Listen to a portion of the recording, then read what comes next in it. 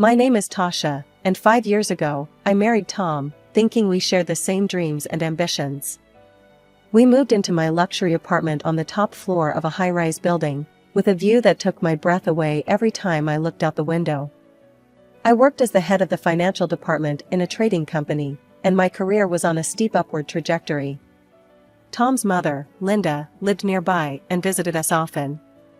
From the beginning, she made it clear that she didn't approve of my career-oriented lifestyle. "A woman's place is in the home," she'd say, her lips pursed in disapproval. "You should be taking care of your husband, not gallivanting off to work every day." I tried to keep the peace, smiling and nodding when Linda went on her tirades about the duties of a good wife. But inside, I was seething. I had made it clear to Tom from the start that I wanted to build my career before settling down to have children. He had agreed then, but as time went on, I could see him wavering under his mother's influence. One evening, after a particularly long day at work, I came home to find Tom and Linda sitting at our dining table, heads close together in conversation. They fell silent as soon as I walked in, and I felt a chill run down my spine. "Tasha," Tom said, his voice tight. "We need to talk." I dropped my bag and sat down, my heart pounding. "What's wrong?" Linda spoke up first. "Tasha, dear, we're worried about you. All this work, it's not healthy. You're neglecting your home, your husband. When are you going to start thinking about having children?" I took a deep breath, trying to keep my temper in check. "Linda, Tom and I have discussed this. We agreed that we'd focus on our careers first, then think about starting a family." Tom shifted uncomfortably in his seat. "Tasha, maybe it's time to reconsider. We're not getting any younger, and Mom's right. The apartment's a mess, and I'm tired of eating takeout every night." I couldn't believe what I was hearing. "Tom, are you serious? We talked about this. You know how important my job is to me. More important than your family?" Linda interjected, her voice sharp. I stood up, my chair scraping loudly against the floor. "My job is how I'm building a future for our family. I thought you understood that, Tom." I stormed out of the room, locking myself in our bedroom. As I lay on the bed, staring at the ceiling, I couldn't shake the feeling that this was just the beginning of my troubles. Little did I know how right I was. The next morning, I left for work before Tom woke up. As I rode the elevator down to the lobby, I made a promise to myself. I wouldn't let anyone, not even my husband, derail my ambitions. I had worked too hard to get where I was, and I wasn't about to give it all up now. I arrived at the office earlier than usual and stayed late into the night, determined to prove my worth. My dedication didn't go unnoticed. A few hours later, my secretary buzzed me. "Mrs. Thompson, the president would like to see you in his office." My heart raced as I made my way to the top floor. Mr. Johnson, our company president, was known for his shrewd business acumen and his tendency to spring surprises on his employees. "Tasha, come in," he said as I knocked on his door. "Have a seat." I perched on the edge of the leather chair across from his desk, my hands clasped tightly in my lap. "I've been watching your work closely," Mr. Johnson began, his face unreadable. "And I must say, I'm impressed." I let out a breath I didn't realize I'd been holding. "Thank you, sir." He leaned forward, his eyes intense. "We're expanding, Tasha. Merging with a large company from another city. It's a big move, and we need our best people on it." My pulse quickened. Was this going where I thought it was? "I'm planning to promote you," he continued. "Head of a new department. But I won't lie to you, Tasha. It's going to be tough. You'll have to work harder than you've ever worked before. Are you up for it?" I thought about Tom and Linda, about their expectations of me. Then I thought about all the late nights I'd spent poring over financial reports, the satisfaction I felt when a project came together perfectly. "Absolutely, sir," I said firmly. "And I accept. I won't let you down." As I left Mr. Johnson's office, I felt like I was walking on air. This was what I'd been working towards all these years. I couldn't wait to share the news with Tom.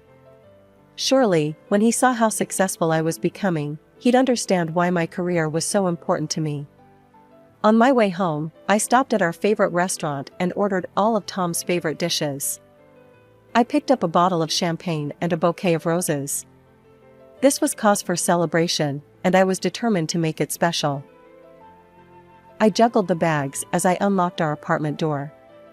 "Tom," I called out. "I'm home, and I've got a surprise."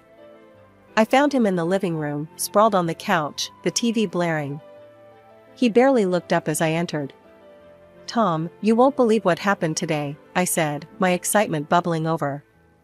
"I'm getting promoted. Head of a new department. Isn't that amazing?" Tom muted the TV and turned to face me, his expression far from the joy I'd expected. "So, you'll be working even more now, is that it?" I felt my smile falter. "Well, yes, but think about what this means for us. We'll be able to afford that big house we've always talked about. Regular trips around the world. Our future is set." Tom stood up abruptly. "Our future? What future, Tasha? You're never home as it is. When was the last time we had dinner together? When was the last time we even had a real conversation?" I gestured helplessly at the bags I'd brought home. "That's why I brought dinner. I thought we could celebrate." "Celebrate what?" Tom's voice rose. "Celebrate you abandoning our marriage for your job? Celebrate the fact that I married a woman who cares more about her career than having a family?" I felt tears pricking at my eyes. "I thought you'd be happy for me," I whispered. Tom's face softened for a moment, then hardened again. "I can't do this anymore, Tasha. Something has to change." With that, he stormed off to his office, slamming the door behind him. I stood in the middle of our living room, surrounded by the trappings of the celebration that would never happen, feeling more alone than I ever had in my life. As I mechanically put away the food and poured myself a glass of champagne, I couldn't help but wonder, was this the price of success? And if it was I willing to pay it? One evening, as I was leaving the office, I had an idea. I'd hire a housekeeper.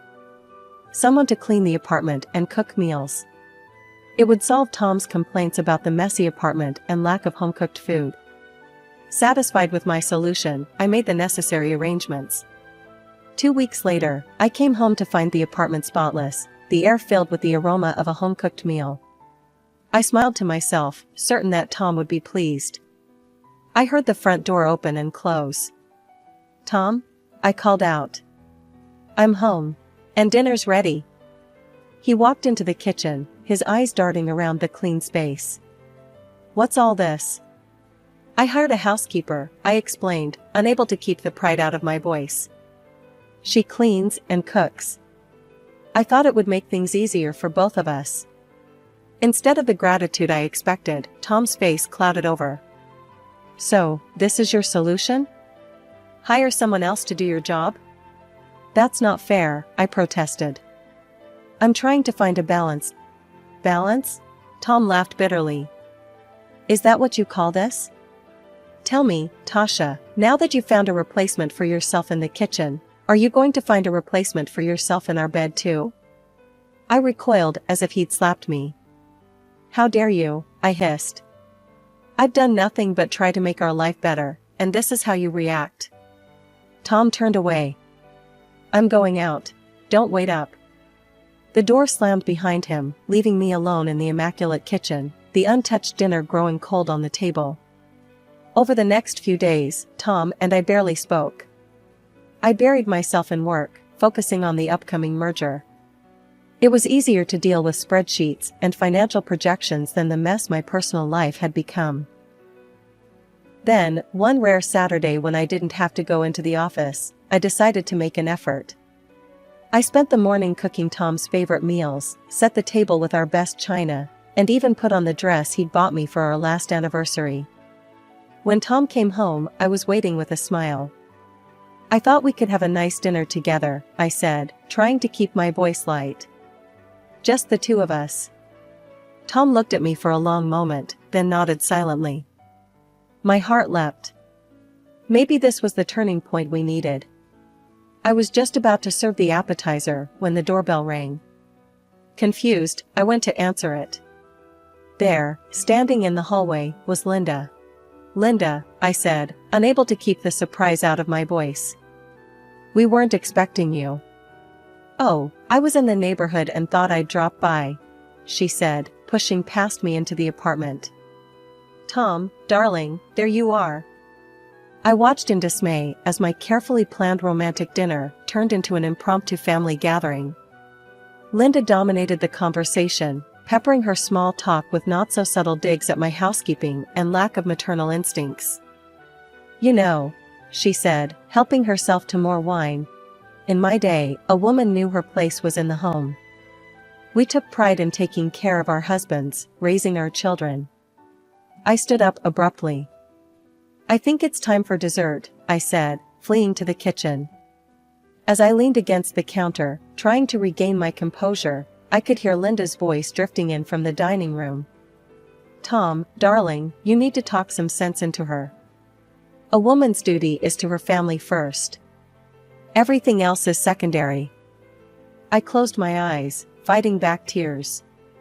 This wasn't how I had imagined my life would be. I had a successful career, a beautiful home, but at what cost? As I listened to Linda's continued lecture on the virtues of traditional family values, I couldn't help but wonder if I had made a terrible mistake somewhere along the way. One evening, I came home later than usual, my mind still buzzing with the day's meetings. As I opened the door to our apartment, I froze. There, scattered across the living room floor, were baby clothes. Tiny onesies, miniature socks, even a small pair of shoes. Tom? I called out, my voice wavering. What's all this? He emerged from the bedroom, a strange look on his face. Oh, Mom brought those over. She thought it might help you get in the mood. I picked up a small t-shirt, my fingers trembling. In the mood for what, exactly? For starting a family, of course, Tom said, as if it were the most obvious thing in the world.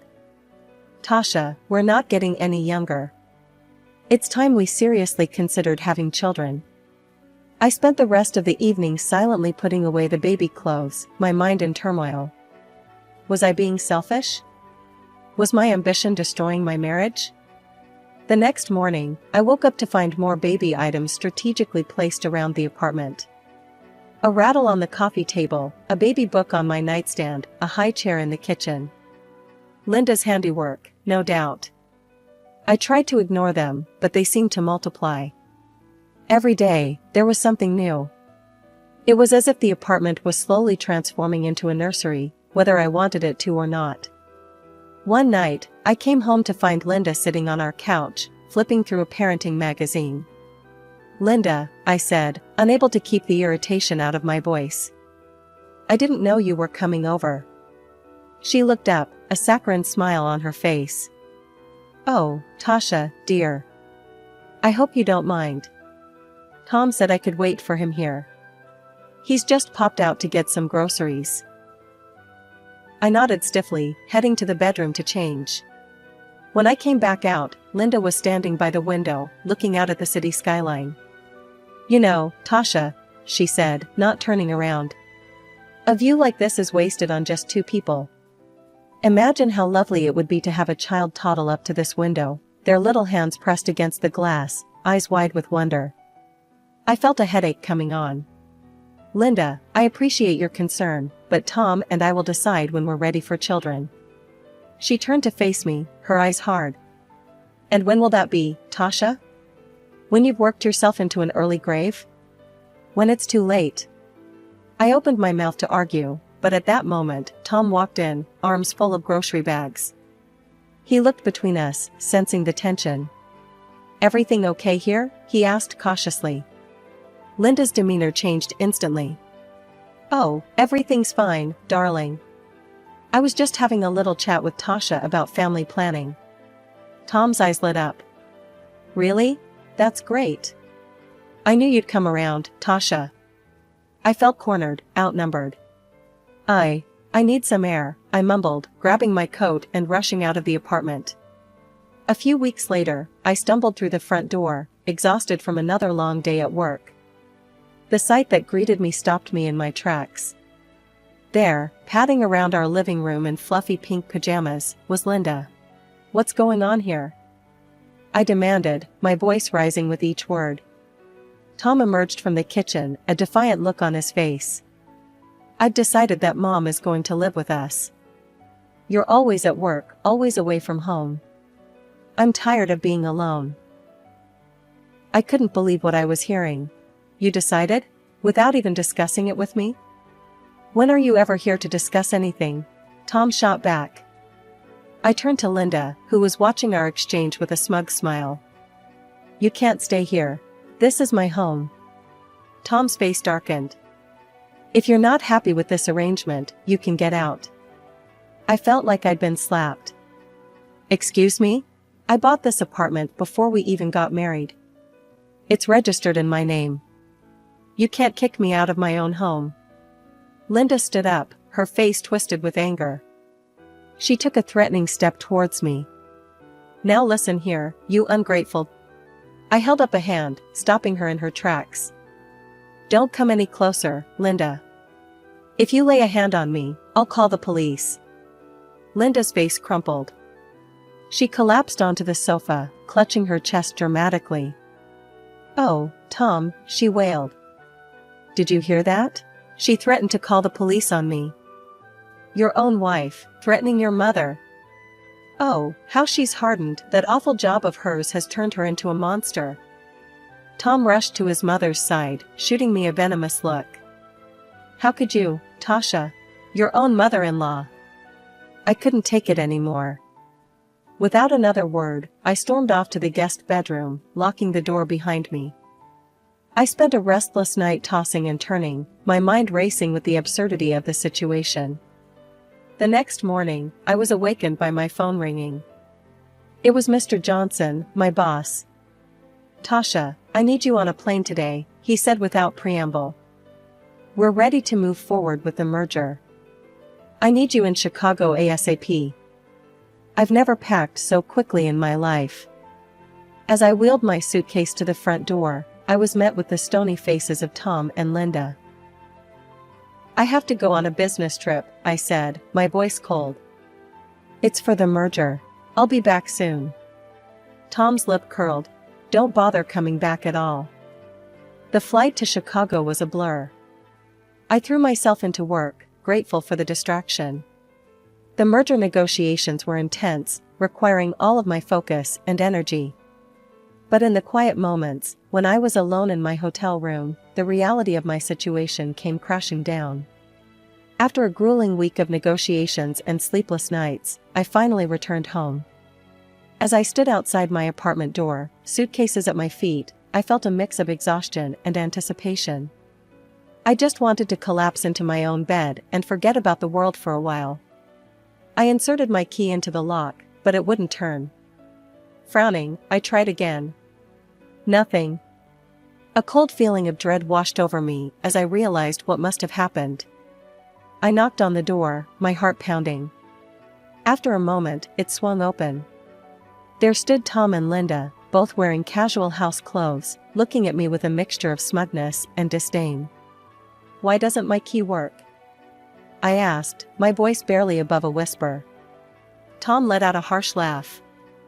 "I changed the locks," he said, his eyes glinting with malice. "You can come in if you're ready to choose your family over your precious career." I stood there, stunned. "What are you talking about?" Tom reached into his pocket and pulled out a stack of papers. With a flourish, he presented them to me. "Divorce papers," he said. "It's time to choose, Tasha.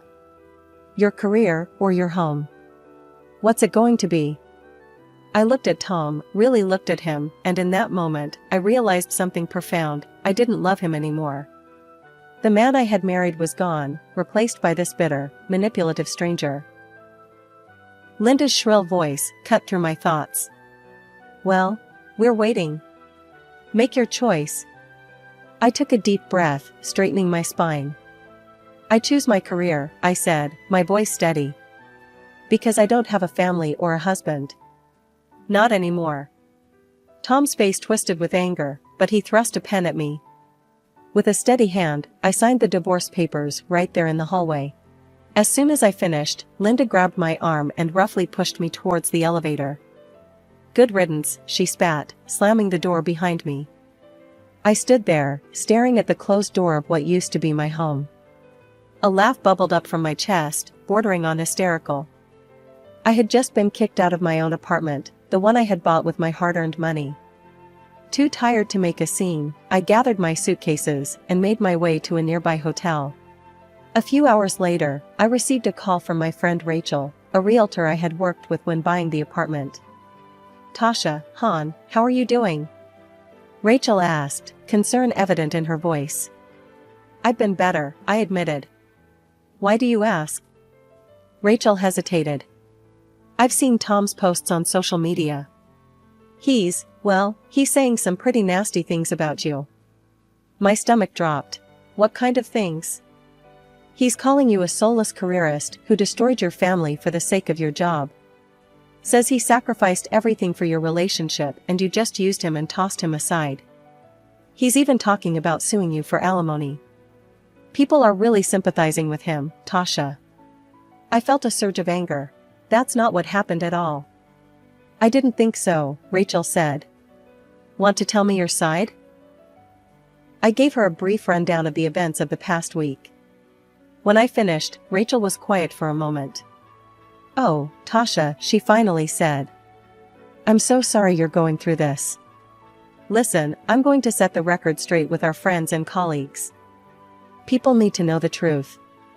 Thanks, Rachel, I said, feeling a lump in my throat. I really appreciate that. As I hung up the phone, I felt a mix of emotions. Anger at Tom's lies, gratitude for Rachel's support, and a growing determination.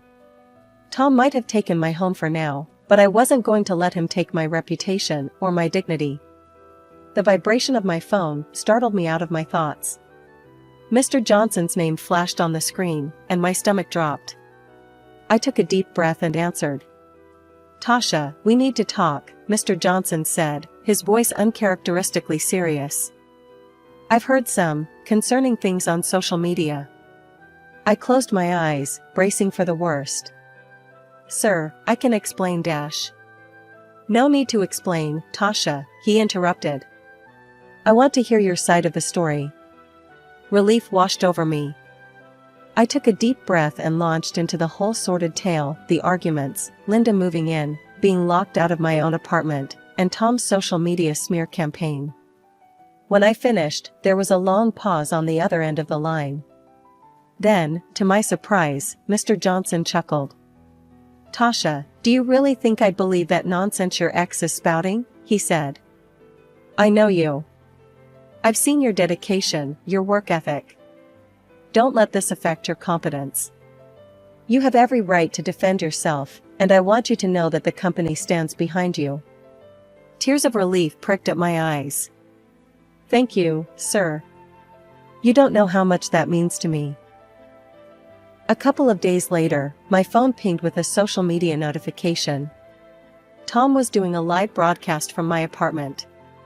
Curious, I tapped on the video. There was Tom, grinning at the camera, surrounded by a film crew. Hey everyone! Exciting news, we're about to start a major renovation on our apartment. The crew from Extreme Makeover, Home Edition will be here in 2 weeks to transform this place. I stared at the screen, a plan forming in my mind. Instead of anger, I felt a sense of calm determination. I picked up my phone and dialed Rachel's number. It's Tasha. I need a huge favor, I said the moment she answered. I need you to sell my apartment. Fast. Like, within 2 weeks fast. Rachel let out a low whistle. That's a tall order, Tasha. What's the rush? I quickly explained about Tom's renovation plans. I need new owners in there before that film crew arrives. But Tasha, how am I supposed to show the apartment? Tom changed the locks, remember? I sent her the most recent photos I had of the place. These will have to do. I know it's not ideal, but Rachel cut me off with a laugh. Oh, honey, you underestimate me. I've got a couple who've been looking for exactly this kind of place in this area. They trust my judgment. With these photos and the reputation of the building, I think I can make this happen. 2 weeks flew by in a blur of work and anticipation. Before I knew it, the day of the big renovation reveal had arrived. I sat in my hotel room, laptop open, watching the live stream with bated breath. The camera panned across my former apartment, now filled with an excited film crew and construction workers. Tom and Linda stood in the center, beaming at the cameras. "We're so excited to start this renovation," Tom was saying, his arm around Linda's shoulders. "It's time for a fresh start, a new chapter in our lives." Just as the host was about to give the signal to start demolition, there was a commotion off camera. The door burst open, and in walked a smartly dressed couple, followed by a familiar face, Rachel. "I'm sorry, but you can't renovate this apartment," the man said, holding up a stack of papers. "It belongs to us now." The camera swung wildly as confusion erupted. Tom's face went from shock to anger. "What are you talking about? This is my home." Rachel stepped forward, her voice calm but firm. "Actually, Tom, this apartment belonged to your ex-wife, Tasha. She sold it to this lovely couple 2 weeks ago. Your signature on the renovation documents is a forgery." The host of the show turned to Tom, his face livid. "You forged documents? Do you have any idea how much trouble you've caused?" Tom and Linda's faces turned a deep shade of red as the host continued to berate them on live television.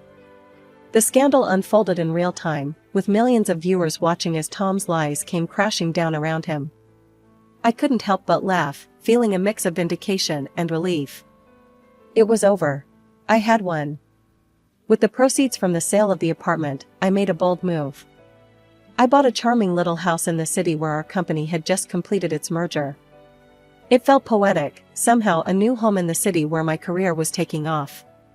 To my delight, Mr. Johnson appointed me as the head of our newly acquired company. It was a challenge, but one I was more than ready for. Weeks later, I found myself face to face with Tom again, this time in a courtroom. He had the audacity to demand half of the proceeds from the apartment sale, plus alimony. I watched with satisfaction as the judge denied his claims, citing his attempt to unlawfully seize my property and the forged documents. As we left the courthouse, Tom approached me, his earlier bravado replaced by desperation. "Tasha, please," he begged. "I'm sorry for everything. Can't we start over? Give our marriage another chance?"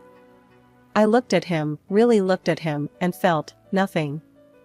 No anger, no sadness, just a profound sense of freedom. I laughed, not unkindly, but with finality.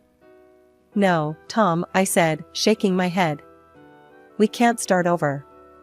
But I can start anew, and that's exactly what I'm doing." As I walked away, I felt lighter than I had in years.